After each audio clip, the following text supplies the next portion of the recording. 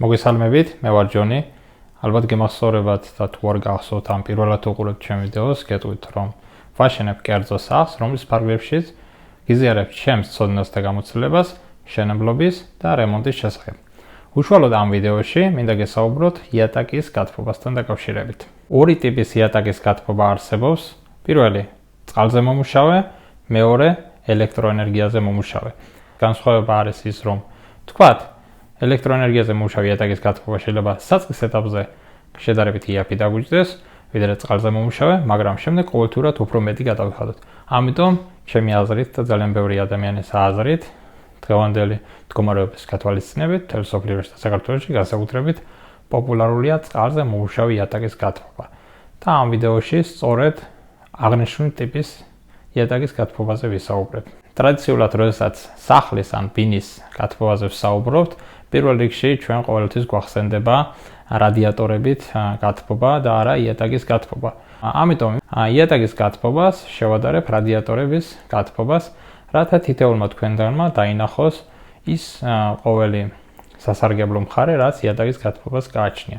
პირველი დავიწყოთ იმით, რომ იატაკის გათბობის დროს თქვენი სივრცის მთელი ზედაპირი თანაბრად თბება, რაც საშუალებას გვაძლევს, რომ ოთახის ნებისმიერ წერტილში ვიგრძნოთ თანაბარი სითბო. აღნიშნული არა გვაქვს რადიატორების გათბობის შემთხვევაში და შევნიშნავთ, რომ განსაკუთრებით დიდი ოთახის შემთხვევაში რადიატორთან ახლოს ჰაერი უფრო თბილია, ვიდრე რადიატორისგან მოშორებით, რაც ერთგვარი მინუსია რადიატორების გათბობის შემთხვევაში.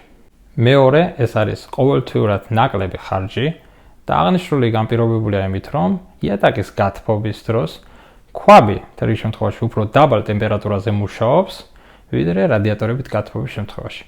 აღნიშნული ნიშნავს, რომ ყოველთვიურად იატაკის გათბობა უფრო ეკონომიურია, ვიდრე რადიატორებით გათბობა. მესამე, კომფორტული იატაკი. განსაკუთრებით მაშინ, როდესაც თქვენ იატაკზე გაქვთ კერამოგრანიტის ფილა, კერამიკული ფილა ან ქვის ფილა. ამ შემთხვევაში, როდესაც იატაკის გათბობის გარეშე დავდივართ ასეთი ტიპის იატაკზე, თლად კომფორტული არ არის. არ აქვს მნიშვნელობა რადიატორებით გათბობა გვექნება თუ კონდიციონერით გავათბობთ ოთახს. მთელი შემთხვევაში იატაკი ცივია, რაც ძალიან არაკომფორტულია. იატაკის გათბობის შემთხვევაში ეს ზედაპირი თბება და მასზე სიარული გაცილებით კომფორტულია. მეოთხე, ნაკლები ალერგენები ოთახში. ეს იმას ნიშნავს, რომ ზოგადად როდესაც რადიატორით გათბობა გვაქვს, მთელი შემთხვევაში რადიატორი წარმოადგენს ტვრის ბუდეს, რომელიც შემდეგ მთელ ოთახში ცირკულირებს და ეს ძალიან ნეგატიურად გავლენას ახდენს იმ ადამიანებზე, ვისაც აქვს ალერგია მტვერზე და მსგავსი პრობლემები. დამტკიცებულია, რომ იატაკის გათბობის შემთხვევაში ოთახში უფრო ნაკლები ალერგენია, ვიდრე რადიატორით გათბობის დროს. მეხუთე, ძალიან ხშირად ჩვენ ვფიქრობთ იმაზე, თუ რა ფერის რადიატორი გავაკეთოთ თითოეულ ოთახში, რა სიმაღლის იყოს, გვაქვს თუ არა შესაბამისი მანძილი, რომ რადიატორი დამონტაჟდეს და ამ შემდეგ. და ამაზე ძალიან ბევრს ვფიქრობთ ხოლმე. ამ ფიქრებისგან გაგათავისუფლებთ იატაკის გათბობა და გარდა იმისა, რომ ამ ფიქრებისგან გაგათავისუფლებთ ის სივრცე, რომელსაც რადიატორი უნდა დაამონტაჟოთ, აღარ დაიკარგება, საუბარია ძალიან მცირე რაღაცაზე, მაგრამ მინიმუმ ფიქრი არ მოგიწევთ, რომ სად განათავსოთ რადიატორი. ახლა კი გადავიდეთ უარყოფით მხარეებზე, რომელიც შეიძლება ჩვენ შევხვდეთ იატაკის გათბობის შემთხვევაში. პირველი ეს არის, რომ თქვათ თუ სახლში დაბრუნდით და ცივა, ჩართავთ რადიატორებს, გათბობას და რამოდენიმე წუთში თქვენი სახლი გათბება. იატაკის გათბობის შემთხვევაში ეს გათბობის დრო შეიძლება იყოს რამოდენიმე საათი, რაც თუ წინასწარ არ დაგეგმოთ ამ ყველაფერს, შეიძლება აღმოჩნდეს, რომ ზოგიერთი ადამიანისთვის ეს ძალზედ არაკომფორტულია. მეორე, ეს არის შედარებით ძვირია საწყისად იატაკის გათბობა, ვიდრე რადიატორებით გათბობა. ეს იმას ნიშნავს, რომ თქვენ თუ გაქვთ მაგალითად სახლი ან ბინა, საწყის ეტაპზე პირობითად რადიატორების გათბობის შემთხვევაში გადაიხდით ნაკლებს, იატაკის გათბობის შემთხვევაში გადაიხდით მეტს. და ბევრი ადამიანისთვის ეს შეიძლება იყოს ერთ-ერთი ფაქტორი, რის გამოც შეიძლება იატაკის გათბობაზე უარი თქვან. მესამე ეს არის, რომ თუ იატაკზე რამის დამაგრებას აპირებთ, მაგრამ წინასწარ არ იცით, არ გაქვთ განსაზღვრული, იატაკის გათბობა შეიძლება შემოფერხებელი ფაქტორი იყოს, რადგანაც თუ გაახრეთ იატაკს, შეიძლება დააზიანოთ იატაკის გათბობის მილი, რაც ძალიან ძვირი დაგვიჯდება თითოეულ ჩვენგანს. ამიტომ იატაკის გათბობის შემთხვევაში წინასწარ უნდა იცოდეთ თუ რამეს აპირებთ იატაკზე დაამონტაჟოთ და ამ ადგილში იატაკის გათბობა არ გააკეთოთ, რათა თავიდან აიციროთ ის დიდი ზარალი, რომელიც მოგადგებათ. მეოთხე, თუ რატომღაც დაზიანდა იატაკის გათბობა, მისი აღდგენა გაცილებით ძვირი შეიძლება დაგვიჯდეს, ვიდრე ტრადიციულად რადიატორის გათბობის შემთხვევაში. რადგან რაღაც დაუფიქრებელმა მოქმედებამ შეიძლება გადაჭრას იატაკის გათბობის მილი არა ერთ, არამედ ძალიან ბევრ ადგილას და ამისი აღდგენა უფრო ძვირი დაიჯდება, ვიდრე რადიატორის შემთხვევაში. და ბოლოს, ერთი მეტად უარყოფითი, რაც შეიძლება მოხდეს, ეს არის რომ როდესაც იატაკის გათბობას აკეთებენ, წინასწარ არ არის ეს ყველაფერი განსაზღვრული, საკუთარი გამოცდილებით აკეთებენ და შეიძლება აღმოჩნდეს, რომ იატაკის გათბობა არ არის საკმარისი ოთახის გასათბობად. ამ შემთხვევაში იატაკის გათბობის ტემპერატურას წევენ, რაც არ არის მიზანშეწონილი და არ არის რეკომენდებული არანაირად, რადგან სტანდარტის მიხედვით იატაკის გათბობის ყველაზე მაღალი ტემპერატურა შეიძლება იყოს 29 გრადუსი. ამის მაღლა იატაკის გათბობის ოპერირება არ არის მიზანშეწონილი და თუ ხშირი იქნება ეს ყველაფერი, მას შეიძლება მთელი რიგი ჯანმრთელობის პრობლემები გამოიწვიოს. თუ დავწონეთ ყველა იმ პლუს და მინუს, რაც იატაკის გათბობას აქვს, ჩემი აზრით, იატაკის გათბობა ძალიან კომფორტული და ძალიან კარგი გათბობის საშუალებაა და თუ ფინანსური შესაძლებლობაც გვაქვს, თავი არ უნდა შევიკავოთ იატაკის გათბობისგან.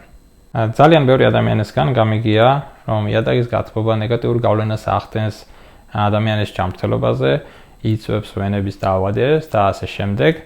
აღნიშნულ შესახებ ჩემი აზრით ეს არის გადაჭარბებული, რადგან ევროპის კანონმდებლობაში, სამშობლო კანონმდებლობაში გაწერილია, რომ თუ იატაკის გათბობა არის სწორად შესრულებული და ოპერირება მიმდინარეობს სტანდარტების მიხედვით, რაც ნიშნავს, რომ იატაკის გათბობის ტემპერატურა არ უნდა იყოს 29 გრადუსზე მაღალი, ამ შემთხვევაში არ არსებობს არანაირი რისკი ჯანმრთელობის დაზიანების, ან თუნდაც მაგალითად სხვადასხვა დაავადებების მქონე ადამიანისთვის, რომ ამ დაავადების სიმძიმე გაიზარდოს და უფრო გართულდეს. რა თქმა უნდა, შეიძლება არსებობდნენ ადამიანები, რომელიც ამაში არ დამეთანხმებიან და ძალიან ბევრი შეიძლება იყოს, მაგრამ მე ყოველთვის მივყვები სამშობლო სტანდარტებს, რაც არის სამშობლო სტანდარტებში გაწერილი და სამშობლო სტანდარტები არის ძალიან დიდი გამოცდილების დაგროვების შედეგად შედგენილი წესების ერთობლიობა და ჩემი აზრით ამ შემთხვევაში მსჯელობა უფრო ლოგიკურია, ვიდრე უბრალოდ ერთი ან ორი ადამიანის გამოცდილებით თან განსაკუთრებით შემთხვევაში, როდესაც უარყოფითი გამოცდილება შეიძლება მოდიოდეს არასწორი მონტაჟით ან არასწორი ოპერირებით. ახლა როდესაც ალბათ თითოეული თქვენგანი დარწმუნდა, რომ იატაკის გათბობა არის ძალიან კარგი რამ, ვისაუბრებ იმ დეტალებზე, რაც აუცილებლად უნდა გაითვალისწინოთ იატაკის გათბობისთვის, რათა ის არ წარმოადგენდეს საბოლოო ჯამში პრობლემას. პირველი, იატაკის გათბობას აუცილებლად სჭირდება დაპროექტება. დაპროექტებაში იგულისხმება, რომ ვიღაც ადამიანმა, რომელსაც აქვს შესაბამისი განათლება და გამოცდილება, უნდა დააპროექტოს იატაკის გათბობა. ეს იმას ნიშნავს, რომ არ შეიძლება ესე მარტივად აადგეთ და მაგალითად გააკეთოთ მისაღებ ოთახში იატაკის გათბობა და გჯეროდეთ, რომ თქვენი გაკეთებული იატაკის გათბობა საბოლოო ჯამში მოგცემთ იმ შედეგს, რასაც ელით. მთელი შემთხვევაში ეს შეიძლება არ გამოვიდეს, რადგანაც მაგალითად თქვენი სახლის თბოდანაკარგები იმაზე მეტი შეიძლება აღმოჩნდეს, ვიდრე იატაკის გათბობას შეუძლია მოგცეთ. ამ შემთხვევაში თქვენ დაგჭირდებათ მაგალითად დამატებით რადიატორი, რადგან იატაკის გათბობა იმ ტემპერატურაზეც უნდა იმუშაოთ, ვერ მოგცემს იმ სითბოს, რაც საჭიროა ოთახის თბოდანაკარგების დასაკომპენსირებლად. სწორედ ამიტომ უმნიშვნელოვანესია, რომ იატაკის გათბობა ჯერ დააპროექტოთ, შეიძლება დააპროექტოს გამოცდილმა მონტაჟემ ან დამპროექტებელმა ინჟინერმა და შემდეგ ამის მიხედვით გააკეთოთ. სხვა შემთხვევაში შეიძლება თქვენ გააკეთოთ იატაკის გათბობა და არ იმუშაოს პროექტანტმა ან გამოცდილმა მონტაჟემ, რომელიც დააპროექტებს იატაკის გათბობას, აუცილებლად უნდა გაითვალისწინოს კედლებზე დათბუნების შესახებ ინფორმაცია, ფანჯრების შესახებ ინფორმაცია, რა ზომის ფანჯრებია, რა დანაკარგებია ფანჯრებიდან, ასევე ჭერიდან თბოდანაკარგების შესახებ და ამ ყველა ფაქტორის შეჯამების შემდეგ უნდა გააკეთოს შესაბამისი იატაკის გათბობის პროექტი, რომელიც შეიძლება ასევე კომბინირებული იყოს რადიატორის გათბობისთან ერთად. მეორე, იატაკის გათბობის ეფექტურობა განსაკუთრებით მაღალია იმ შემთხვევაში, თუ ჩვენი იატაკზე გვაქვს კერამიკული ფილა. არსებობს შემთხვევები, როდესაც იატაკზე გვაქვს მაგალითად სამშრიანი პარკეტი ან ლამინატი. ამ შემთხვევაში შესაძლოა აღმოჩნდეს, რომ იატაკის გათბობის სისტემა ისეთი ეფექტური არ იყოს, როგორც კერამიკული ფილის შემთხვევაში. ამიტომ, როდესაც იატაკის გათბობას გადავწყვეტთ, გაითვალისწინეთ ისიც, რომ იატაკზე გქონდეთ შესაბამისი მოსაპირკეთებელი მასალა. მესამე, იატაკის არასწორი მოსაპირკეთებელი მასალა. ძალიან ბევრმა შეიძლება დაუშვას შეცდომა, რომ იატაკის გათბობაზე უბრალოდ დაამონტაჟოს ლამინატი. პირველ რიგთან დავიწყოთ, რომ ლამინატის შემთხვევაში იატაკის გათბობის ეფექტურობა მცირდება, მაგრამ მთელ რიგ შემთხვევაში თუ ლამინატი არ არის შესაბამისი, რომელსაც უწერია, რომ იგი შეიძლება გამოყენებული იქნას იატაკის გათბობის ზემოთ, ამ შემთხვევაში შეიძლება იატაკი თავიდან დასაგები გაგიხდეთ, იმიტომ რომ არ შეიძლება იმ ლამინატის გამოყენება იატაკის გათბობის პირობებში. ასევე იატაკის გათბობის პირობებში არ არის რეკომენდებული მასიური პარკეტის დაგება. თუ პარკეტს გადაწყვეტთ, მაგ შემთხვევაში შეგიძლიათ გააკეთოთ მაგალითად სამშრიანი პარკეტი. მეოთხე, როდესაც იატაკის გათბობას ვაკეთებთ და ვთქვათ არის 50 კვადრატი. საშუალოდ 1 მეტრ კვადრატში, როდესაც ეხება იატაკის გათბობის მილი, დაახლოებით მიდის 7-8 მეტრი. რეკომენდებულია, რომ დავყოთ იატაკის გათბობა რამოდენიმე ზონად, რაც პირველ რიგში იმიტომ არის კარგი, რომ სხვადასხვა ზონების მართვა შეგიძლიათ კოლექტორით. გარდა ამისა, იატაკის გათბობის ზონაში მილის სიგრძე საშუალოდ 100 მეტრზე არ უნდა გადააჭარბოთ, თუ გვინდა მივიღოთ მაღალი ეფექტურობის იატაკის გათბობა. ამიტომ შეეცადეთ, რომ პირველ რიგში დავყოთ სეგმენტებად იატაკის გათბობის ზონებად და შემდეგ თითოეულ ზონაში არ დაამონტაჟოთ 100 მეტრაზე მეტი მილი. როდესაც მილის სიგრძე უფრო მეტია ვიდრე 100, მთელ შემთხვევაში ცირკულაცია უფრო სხვანაირია და შეიძლება მოგვცეს სხვადასხვა ადგილას, სხვადასხვა ტემპერატურა, რაც იატაკის გათბობის ეფექტურობას უფრო დააკნინებს. მეხუთე, დათბუნების გამოყენება აუცილებელია იატაკის გათბობის ქვეშ, მთელ შემთხვევაში თუ თქვენ კორპუსის ბინაში ცხოვრობთ, გაათბობთ ქვედა მეზობელს და იატაკის გათბობა არ იქნება ეფექტური, თუ კერძო სახლში იმყოფებით, ამ შემთხვევაში არაფერში არ გამოგადებათ იატაკის გათბობა, რადგან ძალიან დიდი ნაწილი გათბობის დაიკარგება და წავა დაბლა. ამიტომ აუცილებლად უნდა გამოიყენოთ შესაბამისი დამათბუნებელი იატაკის გათბობის მილების ქვეშ. არსებობს სპეციალური დამათბუნებელი, რომელსაც ისეთი ფორმა აქვს, რომ იატაკის გათბობა ძალიან მარტივად შეიძლება გაკეთდეს, მაგრამ აღნიშნული მასალა, ჩემი აზრით, გადაჭარბებულად ძვირიღირს და შესაძლებელია გამოყენებული იქნას, როგორც მაგალითად მე გამოვიყენე, მაგალითად 4-5 სანტიმეტრის შესაბამისი დაფრესვის მქონე XPS-ი, რომელზედაც მოვაწყობთ იატაკის გათბობას. ამ შემთხვევაში შეიძლება მონტაჟი შედარებით ცოტა გაძნელდეს, მაგრამ საბოლოო ჯამში შედარებით იაფი დაგიჭდებათ. დემპერული ლენტები აუცილებლად გამოიყენეთ, რადგან იატაკის გათბობის შემთხვევაში, ესე იგი ფართოვდება იატაკის მოჭიმვა და თუ არ გამოიყენებთ მთელ პერიმეტრზე შესაბამის ლენტს, შეიძლება გარკვეული დროის შემდეგ იატაკის მოჭიმვის დაზიანება გამოიწვიოს იატაკის გათბობამ. მეშვიდე, არმირების ბადე აუცილებელია, რომ გამოყენებული იქნას იატაკის გათბობის მილების მაღლა, რაც ამბობენ, რომ ხელს შეუწყობს გათბობის სწორ განაწილებას და მეორე იატაკს დაიცავს ბზარებისგან, რადგან არმირებული იატაკის მოჭიმა გაცილებით ეფექტურია იატაკის გათბობის მილების ზემოთ. არმირებასთან დაკავშირებით, თუ გსურს თანხების შემცირება და დაზოგვა, ამ შემთხვევაში შეგვიძლია სტანდარტული არმირების ბადესთან განსხვავებით გამოვიყენოთ უბრალოდ არმირების ბადე, რომელიც მოგემსახურება ძალიან კარგად და შეიძლება ნახევარი თანხა ჯდებოდეს, ვიდრე ის არმირება, რომელსაც იატაკის გათბობის შემთხვევაში ძალიან ხშირად იყენებენ. მერვე, როდესაც იატაკის გათბობას გააკეთებთ, აუცილებლად გადაიღეთ ვიდეო ან ფოტოები სხვადასხვა რაკურსებიდან, რათა იცოდეთ თითოეულ წერტილში სად გადის იატაკის გათბობის მილი. რადგან შემდეგ რო რამე დაგჭირდეთ, არ აღმოჩნდეს, რომ თქვენ უნებლიეთ დააზიანეთ იატაკის გათბობის მილი, რაც ძალიან ძვირი დაგიჭდებათ. მეცხრე, როდესაც იატაკის გათბობას გააკეთებთ, აუცილებლად დატესტეთ გათბობა, რაც ნიშნავს, რომ რა თქმა უნდა, გათბობას ვერ დატესტავთ რამდენად ათბობს, მაგრამ მილებში შეუშვებთ წყალს წნევაზე და დარწმუნდებით, რომ სადმე არ არის დაზიანებული მილი და ეს ტესტირება კი არ უნდა გაგრძელდეს 1 დღე ან 2 დღე, არამედ გაგრძელდეს მთელი პერიოდის განმავლობაში, რათა არ აღმოჩნდეს, რომ რემონტის სხვადასხვა ეტაპზე ვიღაცამ უნებლიეთ ან განზრახ დააზიანა მილი და ამის შესახებ არ განაცხადა. და როდესაც თქვენ ყველაფერს დაასრულებთ და ამას შეიტყობთ, ძალიან ძვირად დაჯდება როგორც დროის, ასევე ნერვების და ყველაფრის გათვალისწინებით. და ბოლოს მიათერ რჩევა, როდესაც იატაკის გათბობას გააკეთებთ, აუცილებელია და მკაცრად რეკომენდებულია, რომ მასზე არ მოძრაობდნენ ადამიანები დიდი ხნის განმავლობაში. ამიტომ მე გირჩევთ, რომ იატაკის გათბობა ისე დაამონტაჟოთ და ისე დაგეგმოთ, რომ უკვე მეორე დღეს მოხდეს იატაკის მოჭიმვის მოწყობა. რაც მოგცევს იმის საშუალებას, რომ შემდეგ ვინც არ უნდა იაროს, ან როგორ არ უნდა იაროს, ან რამე არ უნდა დაუვარდეს მოძრაობის დროს, იატაკის გათბობის მილები არ დაზიანდება და არ იქცევა მომავალში თავში სახლელად.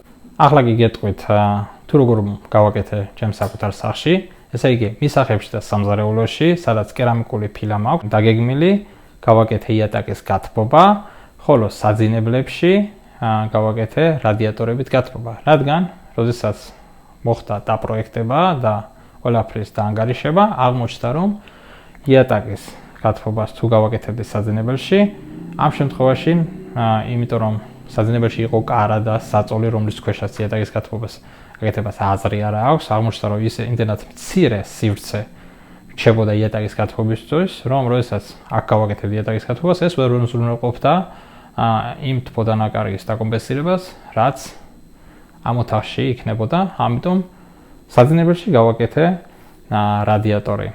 თქვენს როდესაც აშენებთ სახლს, ალბათ საორიენტაციო დაახლოებით იგივე ზომის საძინებელი გექნებათ და ამ თერიქ შემთხვევაში თქვენთანაც იგივე მოხდება, აღმოჩნდება, რომ უბრალოდ იატაკის გათბობა ვერ უზრუნველყოფს შესაბამის გათბობას საძინებელში, ამიტომ ალბათ თქვენს მოგიწევს რადიატორის გათბობა. ანუ საბოლოო ჯამში გამოვა, რომ მე მაქვს კომბინირებული სისტემა იატაკის გათბობა პლუს რადიატორი. ახლა კი გთავაზობთ ვიდეოს, სადაც აღწერილია იატაკის გათბობის მთელი პროცესი, დაწყებული დათბუნების მონტაჟიდან დასრულებული იატაკის მოჭიმვის ჩათვლით, რათა თითოეული თქვენგანისთვის უფრო მარტივი აღსაქმელი იყოს მთელი ეს პროცესი.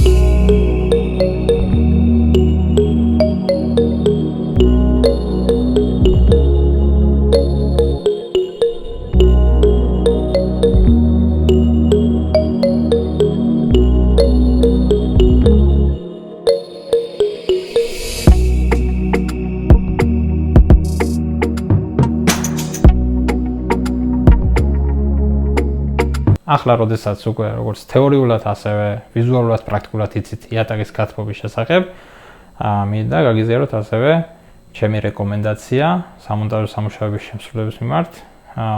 ვიდეოში თან დავურთავ მის საკონტაქტო ინფორმაციას, საჭიროების შემთხვევაში თქვენ შეგიძლიათ დაუკავშირდეთ, მიიღოთ მისგან წინადადება, ასევე მიიღოთ სხვებისგანაც, შეადაროთ და შეარჩიოთ შემსრულებელი.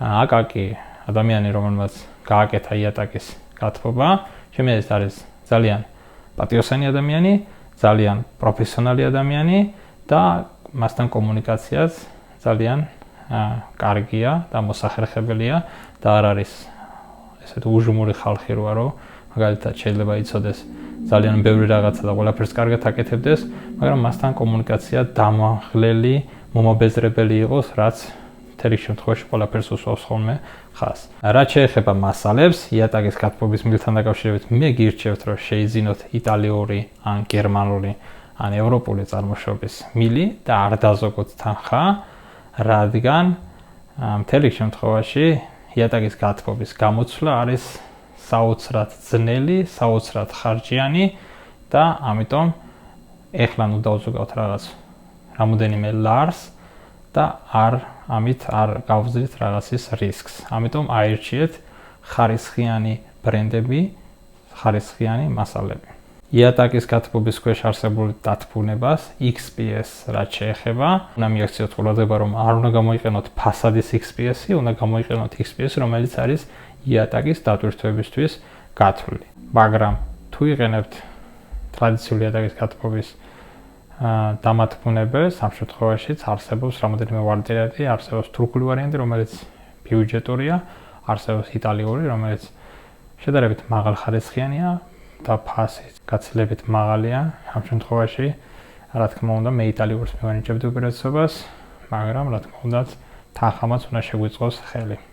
იატაკის გათბობის კოლექტორს რაც შეეხება, ამ შემთხვევაშიც მე ევროპულ ნაწარმს მივანიჭებდი უპირატესობას, იტალიური მაგალითად, არიან ძალიან კარგი ბრენდები, რომელსაც ძალიან კარგი გამართული კოლექტორები გააჩნიათ, მაგრამ რა თქმა უნდა, თქვენს როდესაც დააპირებთ იატაკის გათბობის გაკეთებას, ყველა იმ მასალაზე მე რასაც გეუბნებით, მიიღეთ ალტერნატივები, შეადარეთ იმ პროდუქციებს, იმ ქვეყნის პროდუქციებს, რომელსაც მე გთავაზობთ, აწონდაწონეთ და ისე მიიღეთ საბოლოო გადაწყვეტილება.